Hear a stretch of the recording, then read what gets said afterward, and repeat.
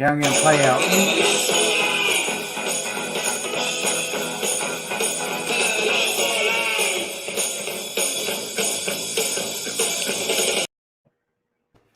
Boom. Welcome back, everybody. Thank you so much for joining us. This is Only Your Gifts, a show created by myself and my legendary co-host, Joey Pollaro. Over the next 45 minutes or so, we're going to help teach and share age-old cutting-edge tips, tools, exercises, and hacks to plug into the higher force of gratitude. We're also incredibly blessed to have a special guest join us each week. And this week, we have Jamison. I look forward to learning much more. Joey, how you doing today, brother? I'm here. I'm ready to get vulnerable. I had a shit show of a day, but it's important that we're people in recovery, and we stay sober a day at a time, and we don't get points for style. Mate, so I hear that our guest again today has got a similar sobriety date to us, so we're all looking like in the same month. Jamison, let's bring him on. Yeah. Well, welcome, Jamison. How are you, brother? Hey, Jammers. I'm good. Thanks for having me, guys. Hey, where are you coming in from, Jamison? I'm coming in from Utah, Sandy, Utah, just Salt Lake Valley, so Salt Lake City. That's mad. Joey, I just love this ability for us to be able to connect from across the world, talking the same language of recovery. And if anyone out there is joining us again, returning back, thank you so much for joining us again. Please drop your comments. Let us know where you're watching from. It helps us drive a bit of engagement and get our reach out there. And if you're joining us for the first time, welcome. This is a show where Joey and I interview guests around our recovery and our experiences with gratitude and how to plug into the higher forces of it. So, Jamison, it's awesome to meet you, mate, and I look forward to learning more about what you do. Thank you. Yeah, I'm excited. Yeah, Jammer and I met him when I crawled into rehab in August 2009. He was over there. We call it like to call it finishing school himself, and so I've also I lived there for about 3 years before I came back to New Jersey, and we became really good friends, and I'm friends with his brother, and we know a lot of the same people, and it's always an interesting perspective because he's seen me at my absolute worst, and sometimes as a person in recovery, it's really hard to get in touch with the pain associated with it. It's a whole lot easier to get in touch with the relief that's associated with the drink or the drug or the addictive behavior. I need to get reminded every single day, which is why I attend, community meetings, recovery-based meetings. So I'm reminded of what the pain feels like, but I understand it intellectually, but the truth is I can't really taste it. And that's fucking scary to me. Like, you would think after 2 decades of abusing alcohol and drugs and most consequences associated with that and all the pain and suffering I caused and put myself through, that it would be, I would be able to access that. And I think that's one of the tricky parts of the disease. They say, alcoholism, insanely short memory. Sure. So Jammer, introduce yourself. Please. Well, Tell us a little bit. I'm Jamison, and like Joey said, I met him out here in Utah when, I was there in July. Well, I was there in July. It must have been August 2009, Joey, yeah, when you rolled through? August 20th. And, I was there when Joey got there. He was my roommate. And I'd been there 3 weeks or so, and then strolling through the door came Joey. And then we started this journey together, lived together for a little bit after treatment. And so, yeah, I'm from Utah, religious background out here, which is common. I found drugs ease my pain really early on. I always say I was destined to be a drug addict, because it was just like when I had that first little glimpse of the relief that was provided for me, there was no stopping. It was full ahead, and my life, that's what my life became about. And did that for a while, had some ups, had some downs, and ended up pretty low. Entered treatment, and then I've been on this path of recovery. I'm happy to share however much. I can do this for a long time. I'm happy to share however much you guys need, but I've been on this journey for recovery for a long time. It's had its own ups and downs, and its own struggles, and its own it's its own path altogether, right? And so I've had to discover myself in this realm, and ended up going to school and becoming a therapist, and now I work at that treatment center that Joey and I dragged our asses into, a dozen years ago. Yeah, we're going to dig a lot deeper into your story, and how your adversity today is your greatest strength to not only grow and heal, but contribute beyond yourself as somebody who's in the field. But we like to start the show, Danny, with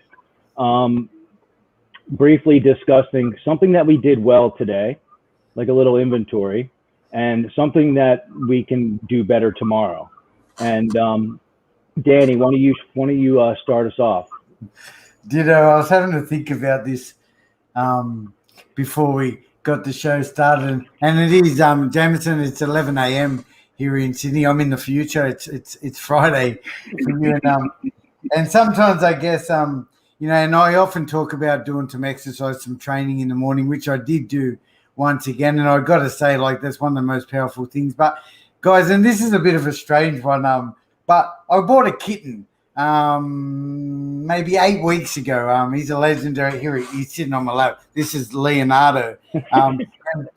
And one thing, right? This is crazy, right? But one thing I forgot about. They got to go to the toilet. And it's a bit of a pain in the ass doing kitty litter. And I bought this training kit, right, to teach him to go to the human toilet, right? Now you're not going to believe it. Like, the cat has picked it up in like 4 or 5 days. They said it's over 6 weeks, right? But I guess what I want to acknowledge I did well is just a bit of patience and trust that anyway, so the cat's already going to the human toilet, which is I know it's a strange one to bring, but I can't. Congratulations, Danny.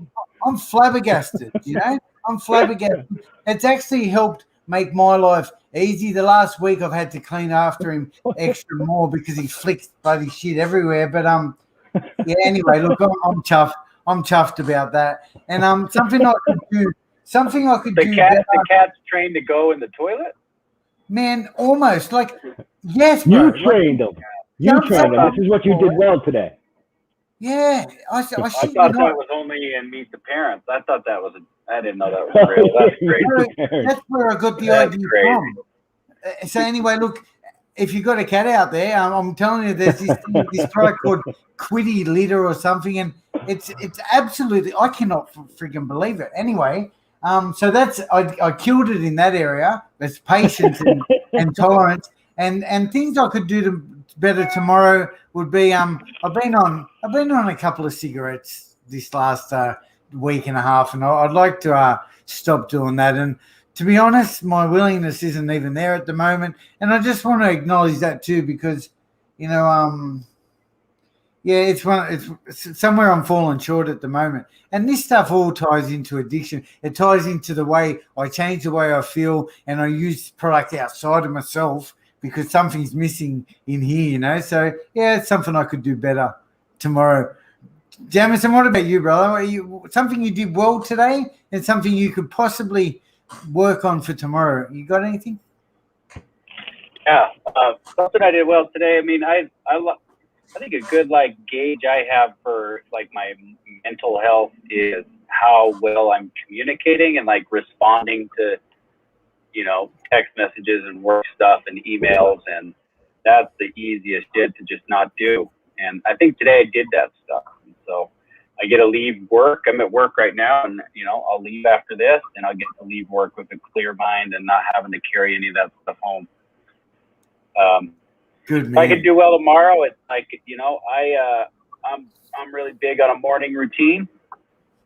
I'm generally feeling and thinking, doing better when I have my stuff, whatever that is in that period of my recovery that I've identified. It's changed a lot, but and I haven't been doing that, and I can for sure be doing that better. And so my mental space is a lot better when I'm up and I'm into my stuff in the morning. Absolutely, man. It's all recovery stuff, isn't it? We're talking, this is just life stuff, but beautiful. What about you, Joey? I love that Jammer touched on the morning routine.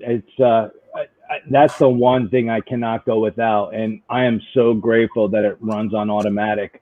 And that's what I did well today. Is I nailed my morning routine, and like to tell you the truth, I had such an emotional day that if I didn't start my day addressing my disease and managing my mental and emotional hygiene and practicing gratitude and changing my physiology, I don't even know. I probably would have went out and caused some fucking damage today at some point. Not like, there's a good chance I wouldn't pick up a drink or a drug. However, there's lots of ways that I can cause damage, specifically to myself and the way that I speak to myself. So I nailed my morning routine this morning, and it consists of, multiple things, but definitely I always touch on something mental, something emotional, something physical, and something spiritual. And it runs on automatic. I do it the second I get up because I wake up to my disease every morning. And, that's the beauty about a habit. A habit can go both ways. And I have some good, healthy living habits, and I'm really grateful for that. So I did that well. Aside from that, I didn't do much else well other than show up here and share with everybody. So what I could do better tomorrow is when I'm triggered emotionally, to realize that I'm being triggered emotionally. And most of the time, it triggers something from my past, an old hurt. Eckhart Tolle likes to call it pain body. And, the only way to dissolve that is with awareness. And if I miss it and I don't identify it for what it is, it snowballs and it builds momentum really quickly. And it's really tough no matter what, I throw at it: prayer, meditation, exercise, gratitude. It built up steam. So what I can do better is identifying when I'm being triggered, when it comes up, and shifting it, or asking for help, or picking up the phone and asking for help and talking to a brother or a sister in recovery, or somebody, who I trust, and be able to get on top of it before it snowballs. And I end up wasting a day, messing around in my head. So that's my lineup. Thanks, Joey. I just want to touch on that fact that it's around self-awareness, isn't it? What you're talking about there. And that's exactly what this little tool is that we love to participate in the beginning of the show. And for anyone out there who doesn't know, this is, step 10 in the fellowship around just identifying what we've done well today and what we could possibly do tomorrow. And this tool helps me so much in life. It helps me to grow, and it helps me to become aware of the shit I need to work on. Jamison, amazingly enough, brother, your story is so similar to mine. I work in the treatment center, and I've just finished work that I got clean in back in September 2009. So I can't wait to hear a little bit more about what it is you do. One of the things I often say when people ask what I do is I say I help people. I teach people to live, because that's all I get paid to do, recovery, basically, and so I'd love to hear what your experience is like. What's the name of your treatment center? Can you mention that? Do you want to mention that? I think I can. Yeah, it's Renaissance Ranch. Wow. Yeah. In Utah. That's amazing. So how does your day look at work? So it's evening, obviously. There, it's 9 p.m. in Utah, is it? 7 p.m. Oh, okay. Well, you're behind Joey. Yeah, we're 2 hours off of Joey. Yeah. Yeah, cool. So yeah, tell us a little bit about what your day looks like and what is it that you consider your position to be? What do you do there? So I work at in an outpatient. So we have a residential and an outpatient. I work in the outpatient. I work mostly evenings. It's like on the other side of the wall that I'm looking at is like the group that I'm usually running. And tonight I'm, joining you fine gentlemen. So that's what I do. I run groups. I meet individually with guys. I'm the clinical director here, which means managing some staff and doing some stuff like that. But I like what you said. It's like what we believe in a lot here, and like what I believe in recovery, and what has worked for me, and what continues to either work or not work for me in recovery, depending on, again, how I'm doing and how I'm engaging, is connection. So whether that means like teaching guys how to live, or just showing up for them, or laughing with them, or talking a little bit of shit, or like whatever it is, it's like that's what I like. I like to sit down and connect with guys and laugh. That's the most important part of what I see is my job and like our job here and what we do. And then on the side, what I like to do is trauma treatments. I'm an EMDR therapist, and I love to dig into the past and get into people's minds and their bodies, and like, let's clean some stuff out, find some stuck memories and jiggle those loose and start to process them the way they should have been, way back when.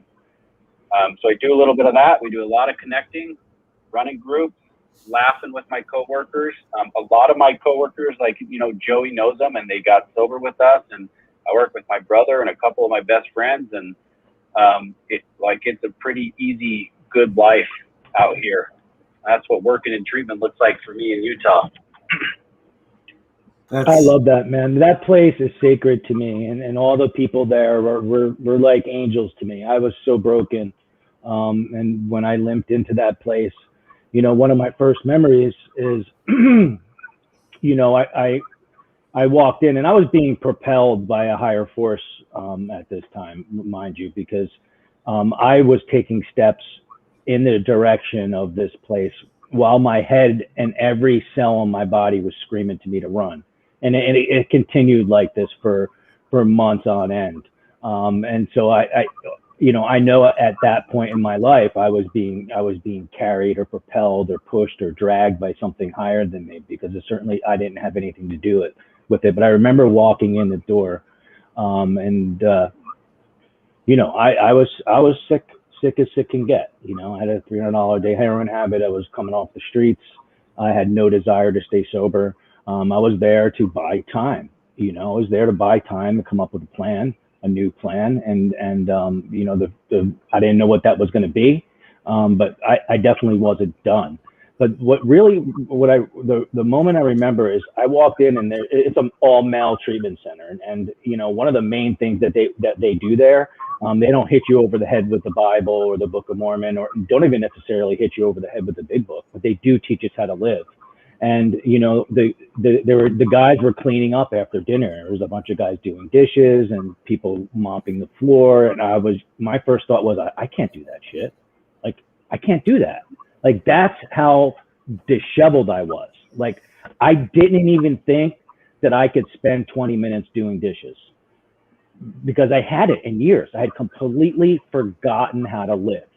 And so, like, that was one of my first memories there in Utah. And I want to talk more about the connection, because, James, we're all going to be able to chime in here, but Jameson mentioned that, as a young child, he felt broken, or other than, or less than, separate from others. And I think that this is a common thread, not only with a lot of humans. I don't think addicts in recovery have cornered the market on this. Like, connection is a problem, and I'll speak for me, is that I always felt separate from other people. I could be surrounded by people that love me, have my best interest in mind and feel completely alone. The scariest, this is how I operated for, I don't even know why. I think I came into the world this way, but I kept everybody at arm's length. So like true connection, intimacy, intimacy, which I also learned there at that place. And when it was brought to my attention and that word was broke down into those 4 sections, I actually understood what it meant. I didn't understand what it meant before, but I know that was my problem. I always felt other than and separate. And I think that's a catalyst to seek outside things to change the way we feel, or to seek some sort of spirit or connection, because the real human connection is there's nothing more terrifying than me. And so, you know, I was recently interviewed from somebody, and they were talking about addiction prevention. And I'm thinking to myself, I don't know shit about addiction prevention. And like, if I knew about addiction prevention, I probably would have prevented it. But I think it's important to be able to identify that shit starts in our thinking. And if there's anything that we can do to prevent it, is to see commonality between other human beings and the way that their minds work and the way that our minds work. Because I always, in order for me to do that, I would need to communicate. You know what I mean? Or I would need to be able to even listen or look around and see some messages. So, you know, I think if you know, understanding our thoughts and realizing that my thoughts aren't any sicker than the next guy, no matter what their status is in life, you know? So I think that would be something to discuss. And I'm curious for both you and Danny, really, and you guys can both touch on this, is because you guys are on the front lines of this thing when people are crawling into these treatment centers. Would you say that it's, you know, that is a, you know, an underlying common thread amongst people who either stumble on or choose alcohol and drugs for their solution to life? Danny, you want to chime in? Yeah. Or Jam or whatever? Yeah, just touching on that was the subject, the heading for this live, wasn't it? The opposite to addiction is connection. And yeah, I'd love to hear what both of your actual thoughts are on that statement, exactly. Like, what does that mean? But for me, yeah, look, I've just come off a 48-hour shift living with a bunch of men in the early days of recovery, right? And it's really it's important at the moment in Sydney. We're in this huge lockdown where you basically aren't even allowed to go out of the house. Now, the boys in the house certainly aren't allowed to go out of the house, right? So, and what's happening is we're getting on a lot of fellowship meetings with other people in Sydney, and a lot of people out there are basically home alone. Now, these guys at my centre are at least connected with 7 other men or 6 other men, so they've got that level of connection going, and it goes like it makes it we're not alone. You know, we're not alone when we connect with other human beings. And my default for 17 years through my using really was isolation, you know, and all the trauma that came with that. But I thought I hated people, you know. In fact, I was just scared and fearful of uncomfortable moments with people, intimacy, Joey, just as you mentioned. So I truly do believe absolutely the opposite to addiction is connection. All that means for me exactly is that if I'm able to connect with other people, like-minded people and not like-minded people, but to be able to listen and also share my own experiences, there's a real huge power in that. And it gets me out of my head, and gives me a bit of and compassion and kindness come into that too, which are 2 big principles that are really important to me. And that's what I get from human connection. I'm not a big fan of it either still, but I do it because I know I need to do it. I do it every single day. I don't know that one single day in the last 11 years, 10 months or whatever it is that I've abandoned my friends and my, I've always kept that in mind, that I need to stay connected. And I think that's really a big reason why I'm still here, What about you, Jamison? Yeah, I mean, I just love everything that you guys have said, and I couldn't agree more. And I wanted to validate Joey talked about his story and how he's a miracle real quick before I jump into that, because so Joey's like this treatment center here where we work and where me and Joey went is mostly like religious LDS Mormon or post-Mormon and from Utah. So when Joey says he's a miracle and he was, or I don't know if he said he was a miracle, but you were following God or there was a reason you were here, it's like we don't get many dudes from New Jersey with no connection to Mormonism. And so what an interesting story. Like some really loose connections out here is what I think Joey, right, is what brought you out here. But just incredible that a dude like him ended up here and in our lives, and ended up connecting, as we're talking about, with a lot of us, man. And he still connected a lot of us. Joey was able to come and share his story with our guys, a month or two ago, as we were all on Zoom. So, but yeah, I think just to validate all that, it's like everybody, most of the guys that we treat, and me, myself, that we come in telling ourselves these lies on why we're different, or why we can't do certain things, and we put up these mechanisms to block us from connecting with other people. And, everything's different for us. It's like, I understand that works for you, but you just don't understand why that's not going to work for me. Like, you just don't understand me. And that's the mentality we come in with. We put up these walls, and I see it with these guys. And over the course of treatment, hopefully what we do is allow these dudes to bring down those walls and let us into their lives so they can see, oh, I'm not so different. They can feel that love. And that's the easy part. It's like, once you see, like, okay, I can feel the love, I can feel the connection. Then the hard part is I've now lost my best excuse to not get my feet moving. And that's what we do here. And that was my story. It's like I went through 60 days of inpatient treatment without letting my walls down. And and some of my best barriers are isolation and staying quiet and flying under the radar. And I'm an introverted guy, and I'm not. And, and so I went through 60 days of treatment, and my name wasn't said very much in the group room, and I kept my head down, and I kept kind of like, and I stayed sick. And so when I got out and life got really, really difficult, now life's difficult. I'm in pain. I'm anxious. I'm depressed. I didn't really know those things about myself because I've been using for 10 years. And so I get out, I no longer have any drugs or alcohol to treat this shit. I'm in a lot of pain. I had no choice but to crawl my ass into our aftercare program and tell them, like accidentally let the secret slip. It's like, oh, by the way, I'm in a lot of pain and I always have been. And that's when I felt it, and then I had a group of guys like, man, they saw me, and I could feel that they saw me for the first time. And up to that point, I'd just been going through the motions. And then I could feel that connection, like, oh my gosh. Like, that's when I knew, one, that other people were having the same experience that I was when I was convinced no one else was. And two, my excuses were gone.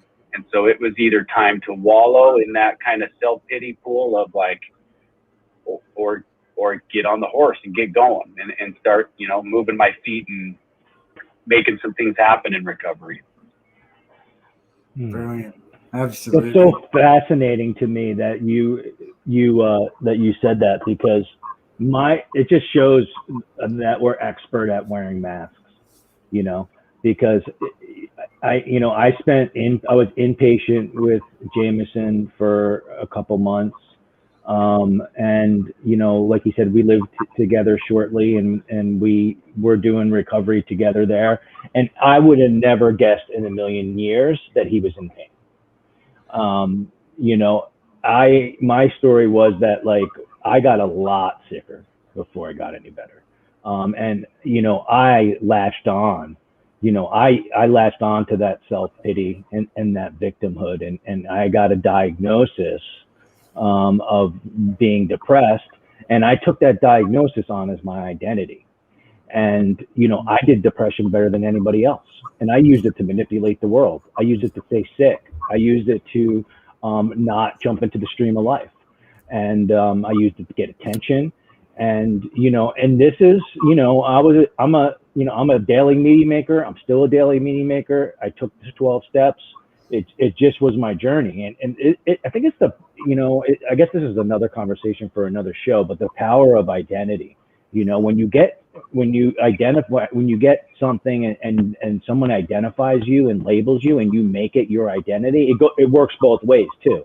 It could be it can make or break you. It can be incredibly disempowering, or you can take on the identity of somebody who's well, and somebody who's growing, and somebody who's contributing by themselves. It's the same thing when you're working with habits.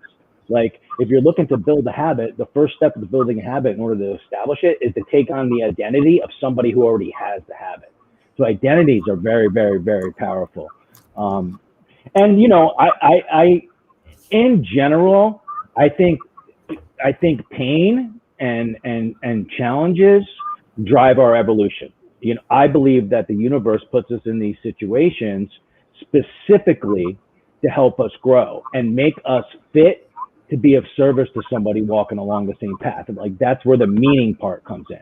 Like, that's how my past and my pain and my failures and my mistakes become, by giving it that kind of meaning, it's no longer skeletons in the closet. It's no longer something to be ashamed about. It's not even pain. They're now strengths.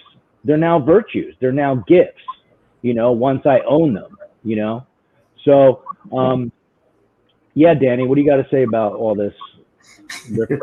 Cool. Yeah. A couple of things. Let me just touch on one thing I wanted to say is that, I think there's a lot of people out there, and certainly our listeners, people who aren't in the know of the treatment, available to us. It's one of the things. It goes back to that connection. If you don't know, you don't know as well. And I just want to touch on, and my experience is that certainly even if you reach out to one of us, maybe we could steer you in the right direction. But I think, against popular belief, I think there is a lot of treatment available. You just maybe need to know where to look. So I just wanted to let anyone know who might be suffering out there with any treatment or addiction issues that might want to be getting some help. There's so much available if you know where to look. And I'm sure any one of the three of us would be more than happy to steer you in the right direction. And I love what Jamison said around coming back after that 60 days. Remind me of the turning point. That was your turning point, wasn't it, Jamison? That was the day or the period that you started to realize, fuck, if I don't start doing this myself and putting in the effort, being brave and reaching out and telling people about what's going on, I'm not going to make it, And I feel like that was, and mine was very similar too, brother. Like 60 days was also my turning point. And amazingly enough for me, after 17 years of attempting, that was basically, it was the turning point, but it was also the period that I lost my obsession to use. I haven't really come that close to picking up again since that time. And that's almost, 11 and a half years ago, because I took that next step to reach out and connect with people and share my struggles, So I love that you mentioned that. Again, it's very similar to me. Yeah, for sure. And it's like, we all, it's like recovery begins with experiences like that all over the place, and it's like one of the beautiful things about being in this field and in recovery. And I heard on a podcast, I've been sharing this a lot with people recently because I think it's so powerful, but I heard on a podcast recently, this woman was sharing her journey, and like a lot of us, it took her a lot to get her to go to her first 12-step meeting. And she's like, I kind of dragged my ass into this meeting. And then she got there and realized that that's where the honest people were. And isn't that just like exactly what it is? Because I get to walk around in life, and, I'm in a situation in my life right now where I see a lot of people from my past, like from high school or whatever, because I moved. And it's mind numbing sometimes to put on them, to watch people have the mask on, to put them and play this game where we're pretending to, I don't know what we're pretending to do. And then you get into treatment or into 12-step community, and it's like, that's where the honest people are, truly. And you hear people there tell what's real, and they talk about the struggle, and they talk about,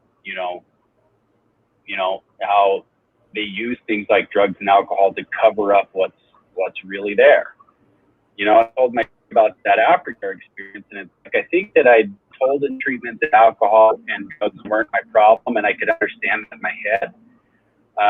To wrap my mind around that, like, yeah, that makes sense, and then I got to feel it in that moment when I had lost the solution and had no hope, and and then you feel it like, oh my gosh, what am I going to do here? Like, this is not fun to be sober without drugs and alcohol. That's what it was early on, and it gets really great after that. But so anyway, yeah, I agree with you. Where honest people live, this is where we connect. For sure. What was your turning point, Joey? Oh my God. There's been so many, like, I get like, and usually pain is the catalyst. So I've had many. I think, I mentioned to you that I was being propelled. So like, I checked into a detox to get off the street, and like, I planned on coming up with a plan and getting back out there and doing it. And, I didn't have any resources, and my family didn't have any money, and I had burned every bridge and turned and pushed away anybody who was important to me, or worse. And, when I walked out of that detox and they're like, you're going to a rehab in Utah, that, like, the fact that I said I didn't run and I got on the plane was a turning point, right? And then I landed in Utah. And my brother, who escorted me there, we spent, a night in a hotel, and, I was casing the fucking place out, and I'm like, this is where I'm going to run.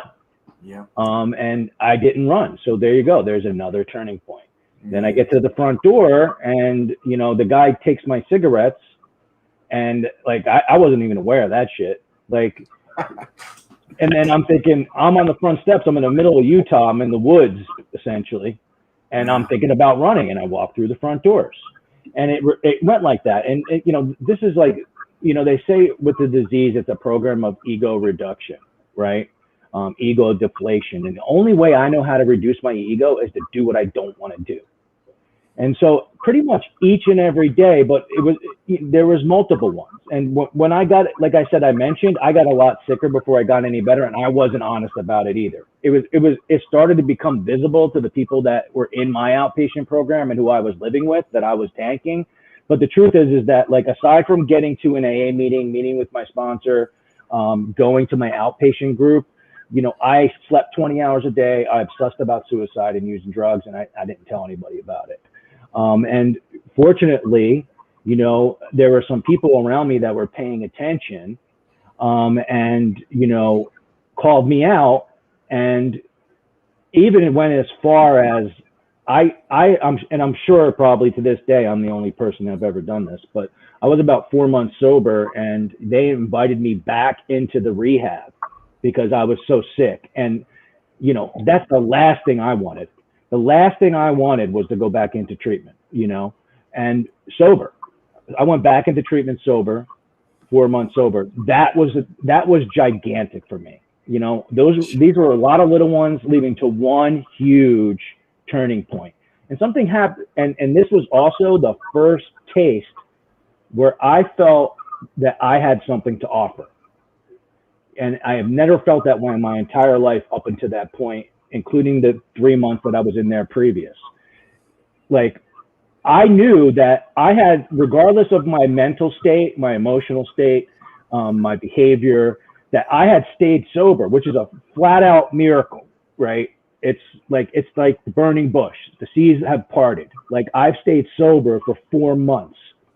And I went back into this recovery community, and there were people crawling in there who didn't think that they could stay sober for 1 hour. And I was like, wait a minute here. So, like, I felt useful. I felt like I could add. I felt like I can add to the situation there. And that was a huge gift for me. And then, it just goes on and on. Like, I reach turning points and jumping off places all the time. I mean, that's what life's about. Like, that's what growth is about. Like, you can't grow if you haven't reached a turning point. Right? Yeah, You need to be doing something different. So something needs to turn, right? You're either going to turn it up or you're going to turn it down, or you're going to make a left or a right, but you need to pivot, right?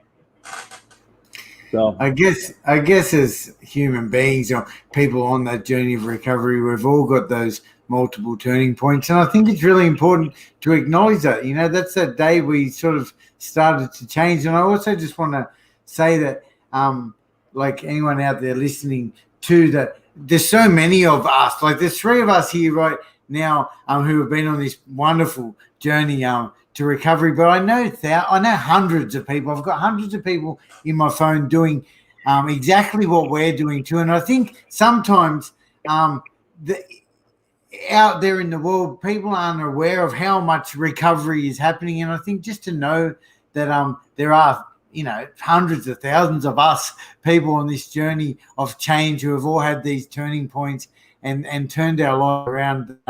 Recovery is possible. And it also reminded me that just to let people know that access to, what we've talked about, the 12-step fellowship is so simple today. You can do it. Just click on a link, get online. If anyone out there hasn't done a meeting and would be interested in doing one, I can steer you in the right direction. It's easy to find out that information, but it's a spin out how simple it is today. And the feedback I've heard over the years around that first meeting and being exposed to other people on the same journey as us can just change your whole view on the possibilities. So I just want to touch on that. yeah, I think it's really important for anybody who's listening or watching that like we're people in recovery, and connection is the solution, but like it's the solution. It's a human condition, right? Yes. There's I need to be looking how I am alike other human beings. Like, especially nowadays, like look at like how people are continuing to be divided. There's like, okay, there people might have different beliefs or or different ways that they live, and all of a sudden like we're on separate teams. It's like the only way that we can evolve as humans is to see how we're alike each other. Like what I drive towards, and I do it imperfectly, is just to be a human amongst humans. To when I come across somebody who rubs me the wrong way and I don't like it's really easy for me to be like, well, they're different than me, or they're fucking jerk offs, or I don't believe what they believe, and I lose sight of the common humanity. And the only way that I can connect with somebody is if I could see how we're made of the same stuff, and we're just like one another, For sure, man. It reminds me, yeah, absolutely. Like we're all, as human beings, we're all on a journey of recovery. Absolutely. And I think connection is one of the biggest solutions to that stuff, We're human beings. We're built. We're made to be, not isolate and connected and not connected. It's important for us to all stay connected. Boys, we're coming to the end of the show. There's normally Jamison, it's been awesome to hear from you. I can't wait to stay connected. There's so many more questions I do have for you, and I love that you're working in that treatment center, and I'm proud of you, mate. Well done, both of you. Like it's crazy.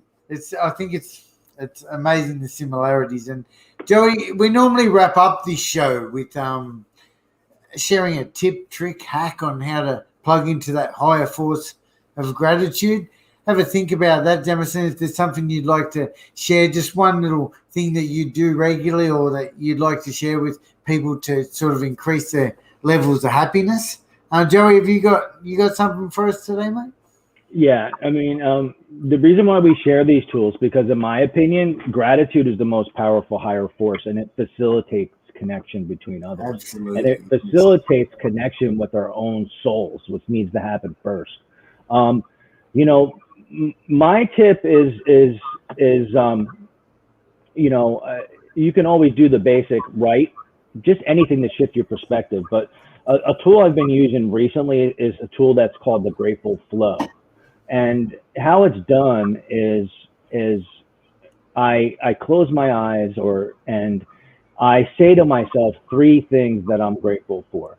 It's important that they're things that I typically take for granted or expect, because it's really easy for me to be grateful to be alive, sober, and in the game, or but like things that I have as, let's call it like it is. Like I'm privileged, most of the world live on $1.50 a day. And there's people who can't feed their families and don't have a place to live. And I have all those things. So things like that. And as I'm doing that, I try to do it really slow, and I try to stretch. I try to make them not the same things every time. And each time I say it, it takes a little longer than just the writing it down. It's a little deeper. I like to feel it. You know what I mean? I like to feel it. And what that feels like to me is like my heart softening, or I start breathing deeper and easier. And so you mentioned you close your eyes and you start saying things that you're grateful for, and you start to connect with your heart, and your heart starts to soften. And then it's a visualization thing. And when I'm done with that third one, I close my eyes and I visualize being approached by a force, which is the higher force of gratitude, and it could look however you want it to look. For me, it's like it's a bright, warm light, and I can feel it. I visualize it enveloping me, and it takes me higher. It takes me higher every time. And I want to add, like it's good to do that in a structured way, but the most important time to do it is when my mind is undirected. Like when I am like in a place where like I'm not creating something, or I'm not focusing on something specific, that's a breeding ground for my lower nature and my sickness. And whether that's sitting in traffic or on the line at the bank, whatever it is, these are good times to practice it. If you're driving, don't practice when you're driving. Please don't practice when you're driving. Beautiful, Joe. What a great tool to share with people to do. I was doing it as you were saying. Beautiful. What about you, Jamison? You got some gold for us to help people plug into the higher force of gratitude? Yeah, for sure. I mean, I have so many. It's hard. I was yes. So I thought, maybe I just share one that I've used recently, so that I'm not just spreading a bunch of bullshit out here. So I can use one. And Joey, by the way, I'm 100% stealing that. So thank you. And if you need a check in the mail or something, let me know. Oh no, hey man, none of this stuff is original material. It's all a remix. I'll send you a detailed description of how I do it, because I give it to my clients. Hell yeah. And you could teach it to the boys.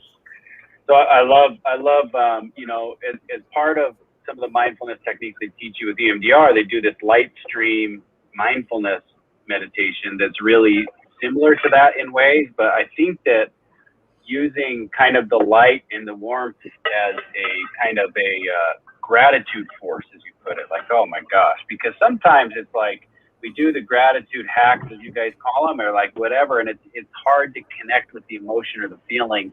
I think that mindfulness can help with that, which is kind of what I use and what I've used recently. And, my brain is convinced and dead set and is hell bent on getting me to live in the past or in the future. That's what it does best. And it gets me to, like we've talked about, separate myself from other people, and it comes up with terrible ideas, and it gets offended, and it gets into situations where I'm creating damage all around me. And so mindfulness is big for me. And so to take a moment to do a gratitude mindfulness meditation and really be present and grateful for the things that are directly around me in my space, not just things that I can grab anywhere from in my head, which I do that one too, but really be grateful for the things that are around me and I can make, that are tangible. I can see them. And I did it recently. I was with my family over the weekend up at a lake up here in Utah. And, I have like my kids with me and nieces and nephews and relationships that I've built in like this incredible recovery. And and I can get sped up and stressed out, and I'm trying to get on to the next thing. And so to take a minute to sit down and be mindful of just the things around you and where you're at, and really get into the senses and smells and sights and sounds and let that stuff in. Because if we don't do stuff like that, we're going to miss it, right? We're going to be on to the next thing, to our deathbeds, and then we're going to be in our deathbeds wondering what the fuck happened to life. And so mindfulness, be mindful of the things around us that we're grateful for. Thank you so much, Jamison. Very similar to what Joey was saying, just a different way to use it. And anyone out there watching, please share with us if you've got a tip or a tool, a hack to plug into that higher force of gratitude. I want to, mine today, I'm thinking about service, and when I say service, I'm talking about service to other human beings is a great way to plug into that higher force. And I was just thinking a very simple one, and I think have a think about me personally when I often, as a man in recovery and as a human being, I can be very selfish, self-centered, self-seeking. And my tip today would be just to make 3 phone calls. Keeping in mind that I'm going to give a call to someone else just to see how they're going. Maybe it's someone in recovery, maybe it's just someone, maybe it's someone who's flying and doing really well. But I think just to give a quick call to someone or a phone call to 3 people, and keep in mind that when we're doing that, to listen, I think it's important as human beings, and to give back, just to listen. And I think ultimately at the end of it, give yourself or acknowledge within yourself that I'm doing this for other people, and I think just that is one of the keys to building gratitude in our own lives. Simple. That's a great one. Thank you so much, Danny. Thank you. And I think in general, I think that the best thing that we could do for people, and what most people really need, is just to be heard and understood. That's how connection is created. Yeah, absolutely. Even if they don't think like us. Yeah, for sure. Hey, Joey, we've got a podcast coming out very soon. Is that right? Yeah. We're in the middle of taking our online show and taking season 1 and putting it in audio format on a podcast, and you can get that wherever it is that you get your podcast, all the spots, and that should be up sooner than later. And then as we do our shows, people are gonna have the opportunity to not only watch it but listen to it in audio, and I believe that it also gives it, for people who are hearing impaired, also gives it in text, which is pretty cool. How wonderful. One of the things about this show, and one of the things we are able to do, is to share the message of recovery with so many people out there. And more than often I get messages and private messages from people thanking us for this. So thank you, Jamison, so much for sharing your experience with recovery and your knowledge and wisdom around that stuff. It's much appreciated. Of course, it's been fun and a pleasure. Thank you guys so much for having me. Cool. Yeah, this was awesome. Thank you, Danny. Danny, you always do a great job, man. I really appreciate you. I tried to do the show one day without him, and I was floundering over here. Thanks, Joey. I really I love it. I enjoy doing this stuff. Guys, stay with us, guys. Everyone who's joined us. Sorry, before we go, let me give a shout out to. Let me just give a shout out to David and Tabitha. Thanks so much for joining us. Kenneth is always joining us. Erica and Tanika, again, thank you for joining us. Please, I always mispronounce your name. We really, really appreciate your support. And join us next week. We've got a guest lined up for next week. So stay with us for a sec, Jamison. I'm going to end the broadcast. Goodbye, everyone. Thank you, everybody, for joining us.